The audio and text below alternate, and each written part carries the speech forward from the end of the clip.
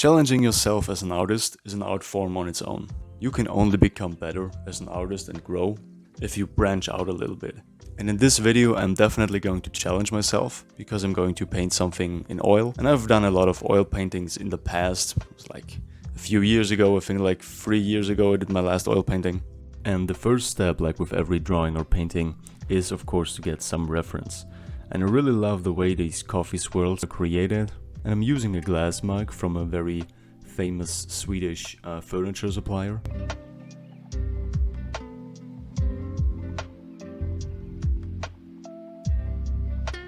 I do a little thumbnail sketch here in my sketchbook. There are many sketches that you can see on my channel if you're interested. And the small sketch is just going to show me basically the composition. That's why I do it so small on the small little thumbnail here, to get a sense for the composition, where everything is, if I like it that way, and take notes or do notes for myself and play a little bit with the lights and the shadows. As you can see, I indicate the light with a little arrow on the top left.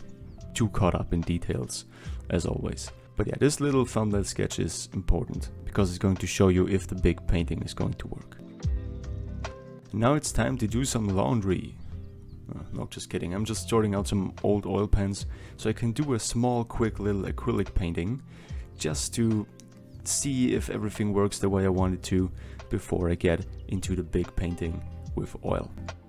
And I do this small little test paintings in acrylic on little wooden panels, some linen cloth with wood glue.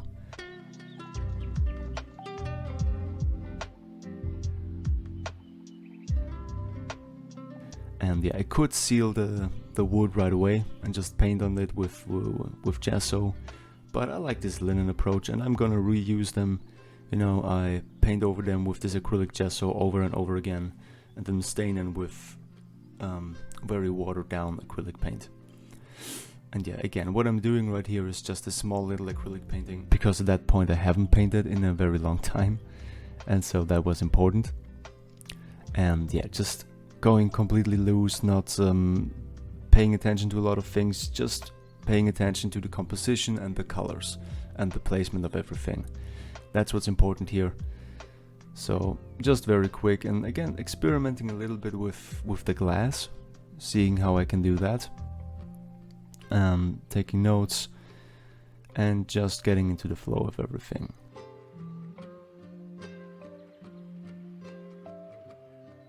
Yeah, playing around with the reflections a little bit, and of course the acrylics behaving completely different than what the oil paints are going to behave. And at that point in this small acrylic test piece, I'm really glad when I can work on the oil paints, because those acrylics, man, they dry so fast and it's so hard to blend with everything.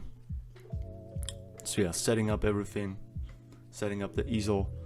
And I'm going to use store-bought canvas for the big painting because I just don't have the time or energy to make my own canvas for this one. It's enough that I do these small little wooden panels on my own.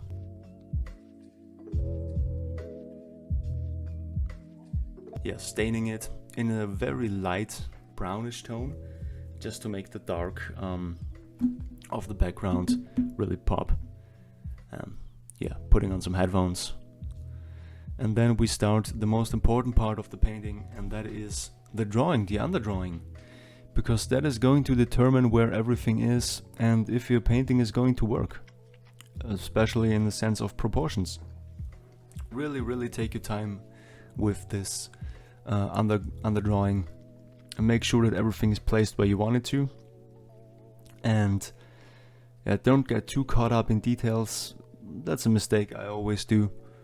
But again, haven't painted in a long time at that point. But yeah, underdrawing, very important. It's your chance to really make sure that everything is correct and that everything is in proportion.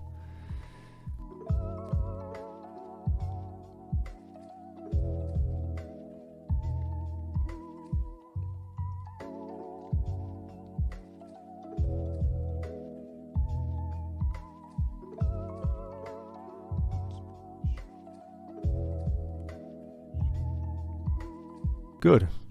I'm going to use my palette knives here to mix my paint. And then I'm starting out by painting the darkest parts of the foreground. And as you can see, I'm getting lighter with every pass of color.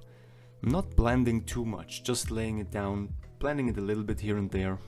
But as I get lighter especially, I'm just laying down the color tones, and I'm gonna blend it all together later and make really smooth transitions, which is heavenly. It just works great with oil paints. Starting out really dark, especially on the right where the shadow is. As you can see on the top left, I've indicated the light coming down with a little arrow, and they're making sure that everything is correct and building up this color gradient from really dark to a little bit lighter with each pass.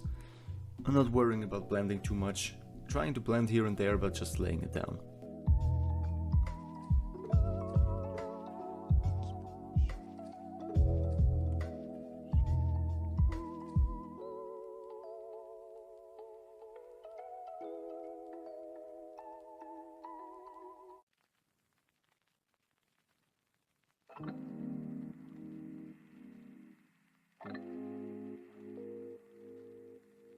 And yeah, blending everything. And then I went a little bit too light in the foreground and I wanted it to be a little bit darker. But yeah, worked out in the end.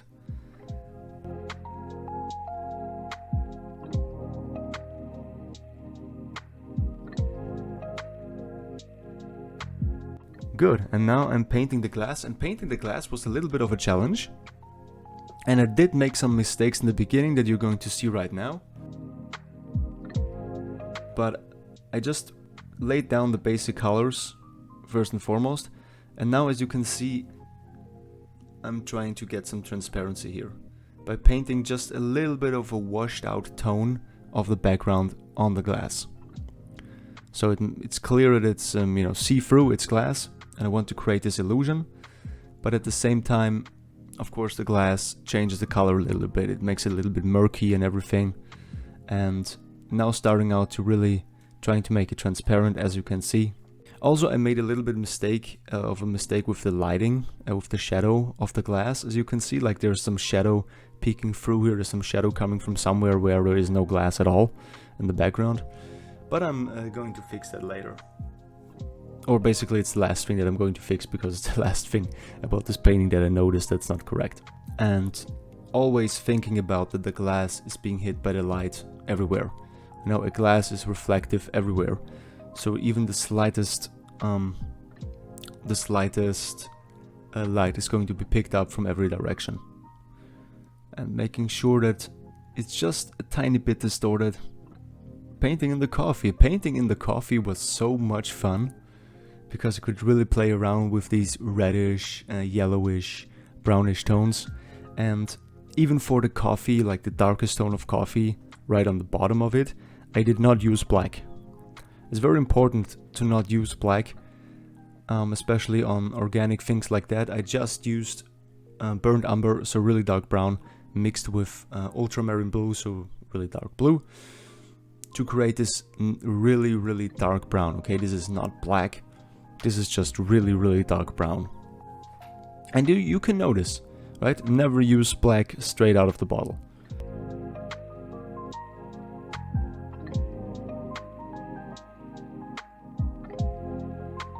And I love how this coffee turned out, how the blending turned out. It really looks like the swirls that I've imagined, the swirls that I've seen on the coffee when I took my reference photos. So yeah, really happy with how the coffee turned out. And besides the glass and the failed shadow that I'm going to correct, the reflections were so hard, so difficult. I ended up wiping off this reflection so many times and had to repaint the coffee. As you can see, I got really up close and personal with this painting, so you can see the back of my head a lot. I'm sorry about that, but I just wanted to focus.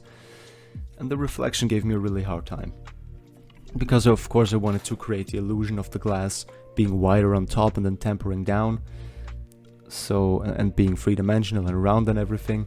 So this reflection was important, and it gave me a really, really tough time. And yeah, and now creating this sort of murky, reflective, washed out color that the glass is giving everything in the background. Yeah, of course, making sure your blood sugar is always high, so eat something in between your painting sessions. I often forget about that. Now starting out with the leaves, starting out with the darkest tones at first, and then gradually building up some highlights here and there.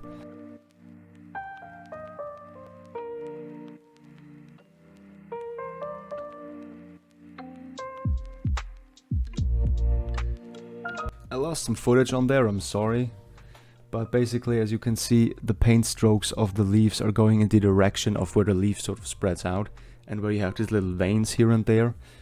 So it didn't go in with a small detail brush and paint all the veins by themselves. I just did this with a smaller brush and just did some paint strokes basically, and that will also create the illusion of little veins being there everywhere.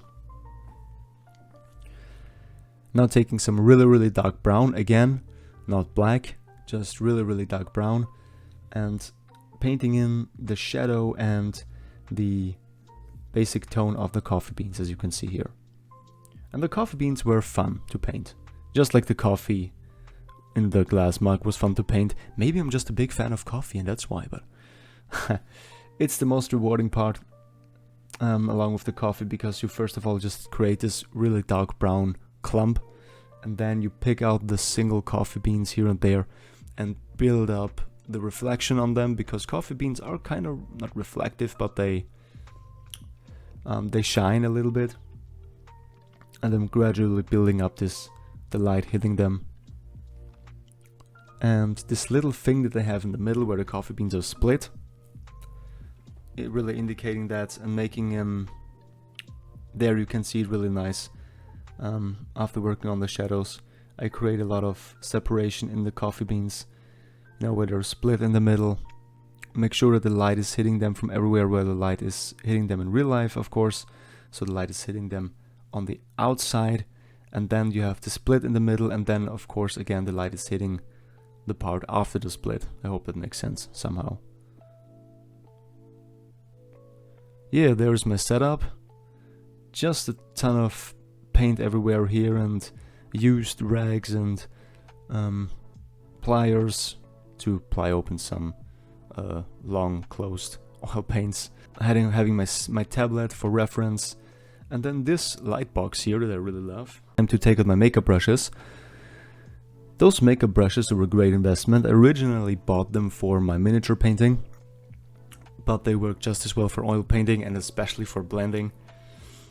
I'm getting myself some reference of steaming coffee, and as you can see, I haven't yet fixed the shadow mistake.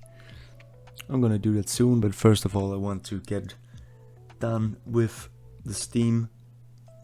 Steam was actually really difficult. It's easy to blend, of course, and to make it smooth and smoky with these makeup brushes, but it's also very easy to make it look like too much. Like if you put on too much steam, it's just gonna look like it's smoking. And it just should be this light, gentle steam that's coming off the coffee. And I hope I achieved that somehow. It looks correct to me.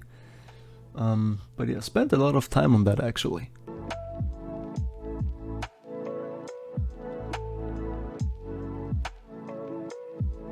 Good, now it's time to fix the shadow mistake that I've talked about. Just when you think you're done, you're not done, and you need to fix something. And yeah, just experimenting a lot, stepping back, seeing if it looks right, thinking about it, and then going in again. And also taking this opportunity to create some more separation in the coffee beans, in the pile of coffee beans, here and there. Some stronger shadows here, and yeah, just moving some paint around and hoping it looks good in the end.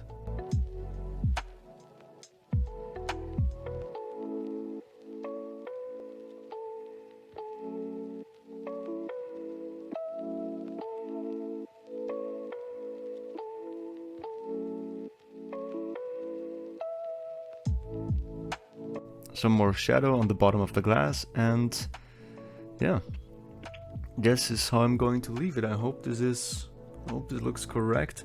So yeah, this is the finished product. I know there are some mistakes in the lights and the shadows and the reflections and everything, but I worked so long on this and I'm just glad that it's finished. And I hope you guys like it. This video is long enough, so this is where I'm going to end it. Thank you guys so much for watching. If you liked this video, give it a thumbs up. Subscribe to my channel if you want to see more. And yeah, thank you so much for watching. I hope I'll see you around on the channel, okay? Check out my Instagram, everybody. Bye bye.